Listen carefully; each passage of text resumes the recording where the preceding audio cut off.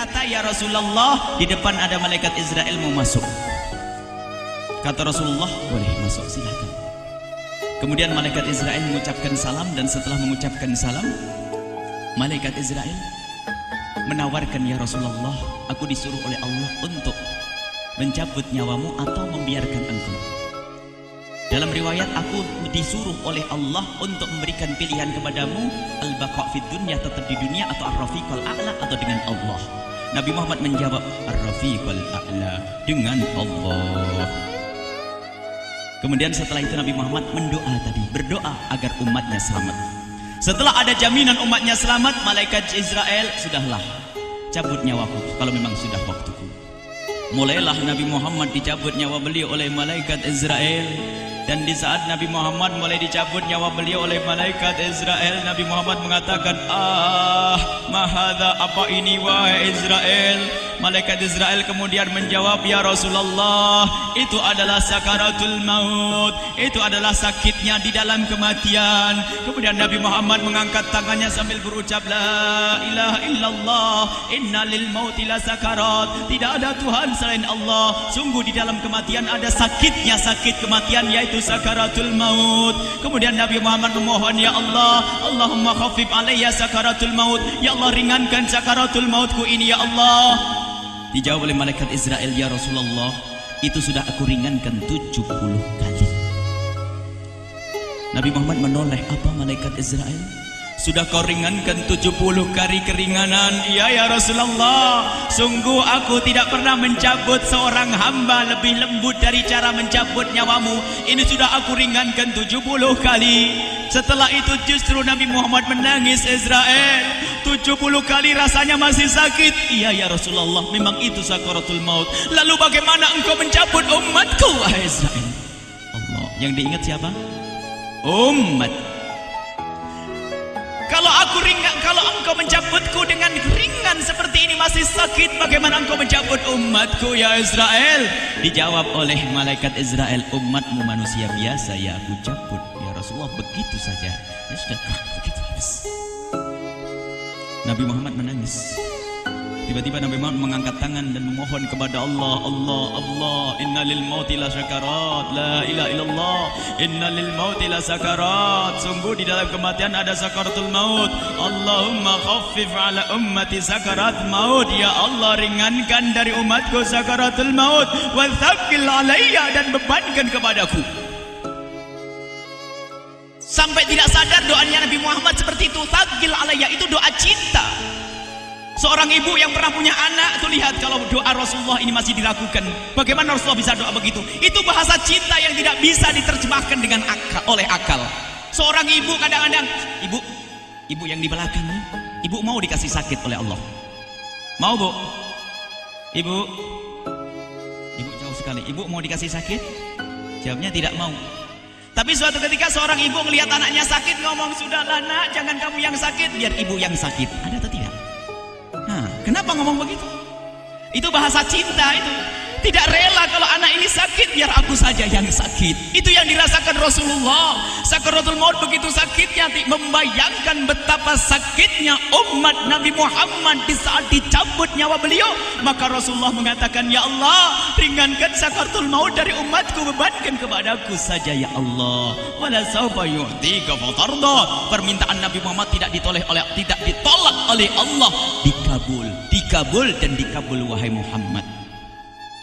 Sallu ala Nabi Muhammad. Dan benar, sakaratul maut kita ditahan oleh Rasulullah, ditanggung oleh Rasulullah, sehingga digambarkan oleh Imam Bukhari di saat Nabi Muhammad dicabut nyawa beliau, Siti Aisyah yang ada di situ. Rasulullah berada di pangkuan Siti Aisyah, yang saat itu Siti Aisyah melihat keringat dingin keluar dari kening Rasulullah. Siti Aisyah tidak pernah melihat keringat keluar seperti itu. Bahkan di saat dipegang kepala Rasulullah, panasnya melebihi dari panasnya orang biasa. Setiap kali ada kain dicelupkan di air, ditempelkan di kening Rasulullah langsung mengering. Saat itu Nabi Muhammad mengucapkan kalimat la ilaha illallah innal lil mauti la sakarat. Kemudian Nabi Muhammad berpesan dengan banyak pesan, dan di antara pesan Rasulullah adalah akri minni ala ummati salam, akri minni salam ala ummati wa ala man ittaba'ani wa ala man tabi'ani min ila yaumil qiyamati. Aku titip salam kepada umatku dan orang yang mengikutiku sampai hari kiamat. Sadari salam Rasulullah. Sebelum meninggal masih ingat titip salam. Salam kepada siapa? Bukan salam kepada siapa-siapa, tapi salam kepada kita. Maka mari kita mengucapkan salam kepada Rasulullah, karena Rasulullah sudah salam duluan kepada kita. Mari kita sejenak bersalam kepada Rasulullah dan hadirkan Rasulullah ada di mata kita dan di hati kita. Mari kita bersama-sama mengucapkan salam. Assalamualaikum ya Rasulullah. Assalamualaikum ya Rasulullah. Assalamualaikum ya Habiballah. Assalamualaikum ya Nabi Allah. Rasulullah mengucapkan salam untuk kita. Dan di saat itu Rasulullah keringat dingin keluar, maka oleh Siti Aisyah diusap. Oleh Siti Aisyah diusap, bayangkan saat itu Nabi Muhammad di pangkuan Siti Aisyah dan diusap oleh Siti Aisyah. Siti Aisyah berkata, keringat Rasulullah mengucur deras hingga aku usap, dan aku usap dengan tangannya Rasulullah. Diusap dengan tangannya Rasulullah.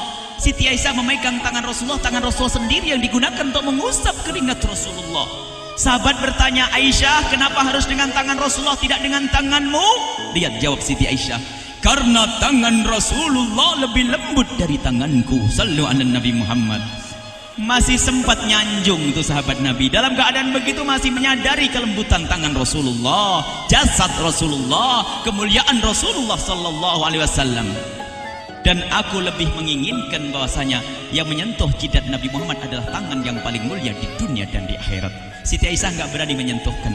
Pengennya yang disentuhkan di kening Rasulullah adalah tangannya Rasulullah sallallahu alaihi wasallam. Kemudian setelah itu Nabi Muhammad merasakan sakit yang sangat untuk kita. Kemudian Nabi Muhammad mengangkat tangan tinggi-tinggi mengucapkan la ilaha illallah inna lil mauti la sakarat. Tiba-tiba tangan itu semakin turun dan ditangkap oleh Siti Aisyah. Dan di saat tangan itu jatuh di tangan Siti Aisyah, kemudian tiba-tiba paha Siti Aisyah merasakan berat kepala suci Rasulullah. Dan saat itu Siti Aisyah sadar bahwasanya Rasulullah sudah kembali kepada Allah Subhanahu wa taala. Sallu ala Nabi Muhammad. Siti Aisyah bingung di saat melihat seperti itu. Ditaruh pelan-pelan wajah Rasulullah, sambil menangis lalu berkata, Rasulullah sudah meninggal. Para sahabat Nabi pada bingung. Sayyidina Ali tiba-tiba terduduk, nggak bisa berdiri. Sayyidina Utsman nggak bisa ngomong. Ada orang Sayyidina Zaid berkata, aku baru melihat Rasulullah. Setelah ini aku tidak mau melihat lagi selain Rasulullah. Ya Allah, butakan mataku. Aku tidak ingin aku kotori mataku dengan selain Rasulullah. Dan dibutakan oleh Allah. Bermacam-macam kejadian saat itu. Madinah heboh luar biasa dengan meninggalnya Rasulullah sallallahu alaihi wasallam. Dan sungguh meninggalnya Nabi Muhammad adalah menghidupkan hati yang mati kalau orang faham. Tiba-tiba Sayyidina Abu Bakar datang. Setelah Sayyidina Umar mengatakan, siapa yang mengatakan Muhammad meninggal akan aku penggal lehernya. Jangan seperti orang-orang Nabi Muhammad sekarang lagi pergi seperti waktu Musa pergi kepada Tuhannya, kepada Allah, nanti akan kembali kepada kita. Muhammad belum meninggal. Ini adalah karena kecintaan Sayyidina Umar bin Khattab, tidak ingin Nabi Muhammad pergi. Tiba-tiba datang Sayyidina Abu Bakar As-Siddiq lalu masuk ke kamarnya Rasulullah, lalu masuk kepada Rasulullah, kemudian mengecup kening Rasulullah. Dan Sayyidina Abu Bakar berkata, ya Rasulullah, tibta hayyan wa mayyita. Ya Rasulullah, engkau tetap harum dalam keadaan hidup dan harum setelah meninggal dunia. Sallu ala Nabi Muhammad. Hingga sampai setelah hari besoknya meninggal Rasulullah, Senin sore, Selasa malam, Rabu dikubur Rasulullah sallallahu alaihi wasallam. Setelah dikubur, Sayyidat Fatimah bertanya kepada Sayyidina Abdullah ibn Abbas, Sayyidina Anas, wahai Anas, hai Anas, sambil menangis Sayyidat Fatimah Zahra, hai Anas, bagaimana engkau tega? Atabat anfusukum an tahtu ra'sa Rasulillah. Apakah engkau rela menaburkan debu di atas kepala Rasulullah? Sayyidina Anas menangis kaget, ya wahai binta Rasulullah, kalau kami tidak dilupakan oleh Allah, niscaya tidak ada yang bisa mengubur Rasulullah. Jadi saat itu dilupakan oleh Allah, sehingga mereka tidak menyadari melakukan itu semua. Kalau mereka sadar, tidak akan bisa mengubur Rasulullah sallallahu alaihi wasallam. Ini yang diungkapkan oleh Sayyidina Anas, kalau seandainya kami tidak dilupakan oleh Allah, niscaya kami tidak akan mampu mengubur Rasulullah sallallahu alaihi wasallam. Kami yang hadir di sini, ya Allah, ingin senantiasa hadir di hati kami kekasih-Mu Nabi Muhammad. Maka kami mohon, ya Allah, jadikan kekasih-Mu Nabi Muhammad yang akan, ya Allah, yang akan mendampingi kami kelak saat Kau cabut nyawa kami, seperti yang Kau wahyukan kepada kekasih-Mu Nabi Muhammad. Wa absyiru bil jannati, semua hamba yang beriman akan menyaksikan surga, ya di saat dicabut nyawa mereka. Dan surga, di tempat surga itu yang paling mulia adalah Nabi Muhammad. Maka kami mohon, ya Allah, saat Kau cabut nyawa kami, ya Allah, hadirkan Nabi Muhammad di hati kami, ya Allah. Dan kami mohon, ya Allah, saat di alam barzah nanti, ya Allah, saat yang sangat mengerikan itu, ya Allah, kami mohon hadirkan kekasih-Mu Nabi Muhammad, sehingga kami tidak takut dan gentar lagi dengan malaikat mungkar nakir.